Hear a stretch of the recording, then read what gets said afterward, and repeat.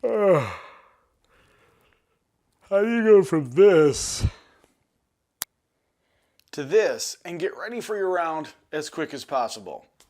Today we're going over the 3 most important things to do just that. Let's get into it. Hey, I'm Marty with Golf Strategy School, and what we're talking about today are the 3 things that you really need to keep in mind as a higher handicap golfer when you're kind of getting ready in a hurry. Those 3 things are, first, your actual physical capabilities. Second is your touch on the greens. And then third is the shot that you're going to play that day. So let's talk about the physical capabilities first. For a lot of people, especially higher handicapper golfers, there might be some type of physical limitation, especially as we get older. I mean, I'll raise my hand right now. I have back issues, so I know that part of my warm-up has to be some back stretches. So if you know that you've got maybe like some shoulder limitations or you also have back issues, make sure that you're taking a little bit of time to address those ahead of time. That way you don't hurt yourself on the course. When we're looking at different ways to warm up, taking care of that physical ability is really first and foremost, because if we end up hurting ourselves on the course, then it doesn't matter if we're playing the right shots or not, because we're not going to be able to finish the round. So taking care of that physical capability is the first thing. So if you do have something that is very specific to you, take care of that first. But the other thing that we need to do is take care of like our actual physical swing warm-ups. And one of the best things that I know for that, right here, Super Speed Golf swing trainers. Now with Super Speed Golf, there are 3 different weighted clubs here, and they are 10%, our green one here, 10% lighter than the driver. Blue is 5% lighter than a driver, and then the red's actually 5% heavier than a driver. So what's really nice about these is you're swinging a club that is long like a driver, but is light. So you can get that full rotation. You can feel, what that good, nice turn feels like. You start with the lightest club, and you're just kind of getting that motion, getting familiar with that motion, that rotation. You then move up to your blue club, which is still just a smidge lighter than a driver, and then the red one really kind of helps you stretch out. Now, the idea behind Super Speed Golf is that you're doing overspeed training, and you're essentially tricking your brain into swinging faster than it thought it could. That's the super duper Cliff's Notes version of it. If you want to check out Super Speed Golf more, I actually did an interview with the creators of this product. I'll link to it in the description below, but it's golfstrategyschool.com/superspeed.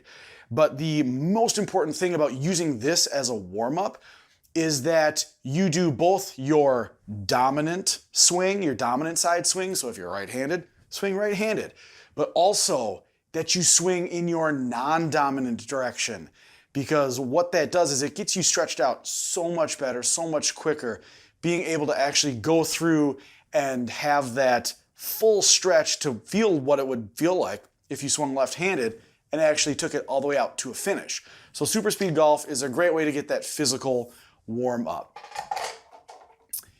The second thing is our shot we're going to play the day. Now, it's a critical error for a lot of different golf skills, but it happens more for the higher handicap golfers, and that's trying to fix your swing when you're out on the course. Now, when we're out on the course, we have to play the shot that we have that day. As my dad used to say, dance with the girl you brought. So it's important to spend a little bit of time, and I'm not talking a ton of time, but just a little bit of time to get familiar with what your shot shape is that day. So you can go out to the driving range. I would say take 3 balls, pick 5 clubs, and just hit 3 shots with each club. That way, in case you flub one, you chip, you skull one, you dip it, doesn't matter. You've got at least one good shot, hopefully, out of those 3, and then just work your way through about 5 different clubs. So maybe start with a wedge, bump up to an 8-iron, a 5-iron. If you have a hybrid, that would be a good one, and then maybe to the driver. So 3 balls, 5 clubs, see where that shot's going. Now, it's important that this is the second step. We have to get physically warm, before we can actually go ahead and see where that shot's going to be. So that's step 2. Step 3, and you're probably going to get sick of me saying this over the years, is that you have to get comfortable on the greens. The majority of our shots happen on and around the greens. You have to be comfortable with how fast they're moving. So I always say the last thing you should do before your round is that 6-foot putting ladder. You're finding a straight putt, you're setting up putts at 6-foot intervals, and you are working your way from the shortest to the longest, trying to hit a putt that gets to the hole and does not go more than about 3 feet beyond the hole. Now, if you want to see a more detailed write-up of this, you can head over to my No More 3 Putts article on the website, which I will also put in the description. But that is hands down the biggest difference maker for most people on the course. But if you can buy yourself about a half an hour to go through those 3 things, you're going to be in really, really good shape. Honestly, if you're really pressed for time, you could probably do it in about 15 to 20 minutes. Now, I'm just like everybody else. If someone says, hey, let's go golf, I'm going to do my best. A drop of the hat. Let's go. Let's make it happen. If I can get myself at least 15 minutes before I have to tee off, I'm going to feel pretty good. I'm going to feel like I'm probably like 80% ready. If I can get myself a half an hour, I'm probably going to feel about 90% ready. If I can give myself an hour before the actual tee time to get out there and warm up, that's my normal process. That's exactly what I would normally do.